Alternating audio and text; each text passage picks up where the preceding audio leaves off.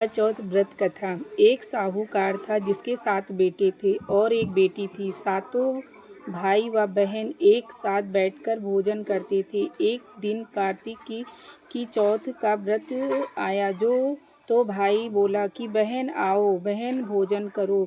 बहन बोली कि आज करवा चौथ का व्रत है, चांद उगने पर ही खाऊंगी। तब भाइयों ने सोचा कि चांद उगने तक बहन भूखी रहेगी तो एक भाई ने दिया जलाया, दूसरे भाई ने चलनी लेकर उसे ढका और नकली चांद दिखाकर बहन से कहने लगे कि चल, चांद उग आया है, अर्घ दे ले। बहन अपनी भाभियों से कहने लगी कि चलो अर्घ दे तो भाभियाँ बोली तुम्हारा चांद उगा होगा, हमारा चांद तो अभी रात को उगेगा। बहन ने जब अकेले ही अर्घ दे दिया और खाने लगी तो पहली ही ग्रास में बाल आ गया, दूसरी ग्रास में कंकड़ और तीसरी ग्रास मुंह की ओर किया तो उसकी ससुराल से संदेशा आया कि उसका पति बहुत बीमार है, जल्दी भेजो। माँ ने जब लड़की को विदा किया तो कहा कि रास्ते में जो भी मिले उसके पांव लगना और जो कोई सुहाग का आशीष दे तो उसके पल्ले में गांठ लगाकर उसे कुछ रुपए देना। बहन जब भाइयों से विदा हुई तो रास्ते में जो भी मिला उसने यही आशीष दी कि तुम 7 भाइयों की बहन, तुम्हारे भाई सुखी रहें और तुम उनका सुख देखो। सुहाग का आशीष किसी ने भी नहीं दिया। जब वह ससुराल पहुंची तो दरवाजे पर उसकी छोटी ननद खड़ी थी और वह उसके भी पांव लगी तो उसने कहा कि सुहागिन रहो, सपूती हो। और तो उसने यह सुनकर पल्ले में गांठ बांध दी और ननद को सोने का सिक्का दिया। तब भीतर गई तो सास ने कहा कि पति धरती पर पड़ा है तो वह उसके पास जाकर उसकी सेवा करने के लिए बैठ गई। बाद में सास ने दासी से हाथ बची खुची रोटी दी। इस प्रकार से समय बीतते बीतते शीर्ष की चौथ आई तो चौथ माता बोली करवा ले भाई की प्यारी, करवा ले।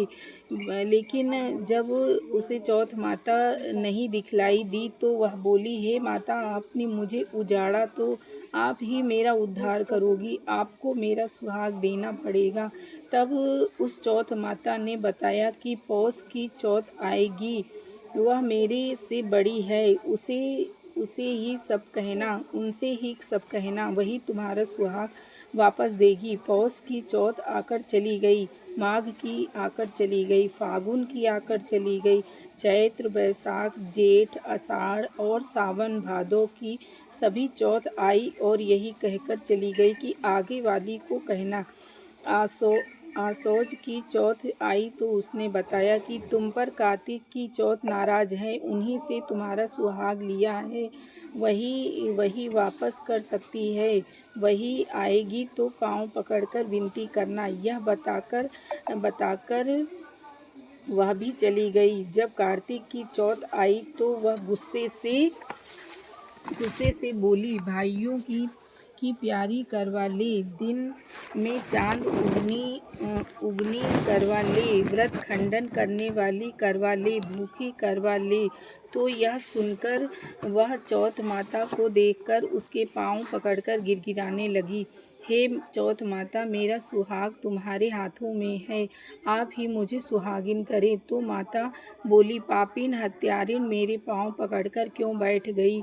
तब वह बोली कि जो मुझसे भूल हुई हो मुझे क्षमा कर दो, अब भूल नहीं करूँगी। तो चौथ माता प्रसन्न होकर आँखों से काजल, नाखूनों में से मेहंदी और टीके में से रोली लेकर छोटी उंगली से उसके आदमी पर छिट्टा दिया तो वह उठकर बैठ गया और बोला कि आज मैं बहुत सोया। वह बोली क्या सोए, मुझे तो बाहर 12 महीने हो गए, अब जाकर चौथ माता ने मेरा सुहाग लौटाया।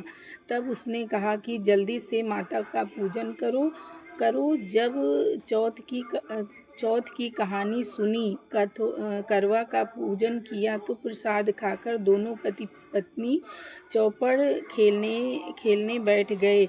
नीचे से दासी आई, उसने उन दोनों को चौपड़ पासे खेलते देखा तो उनसे सासू जी को जाकर बताया। तब से सारे गांव में यह बात प्रसिद्ध होती गई कि सब स्त्रियां चौथ का व्रत करें तो सुहाग अटल रहेगा। जिस तरह की साहूकार की बेटी का सुहाग दिया, उसी तरह से चौथ माता सबको सुहागिन रखे।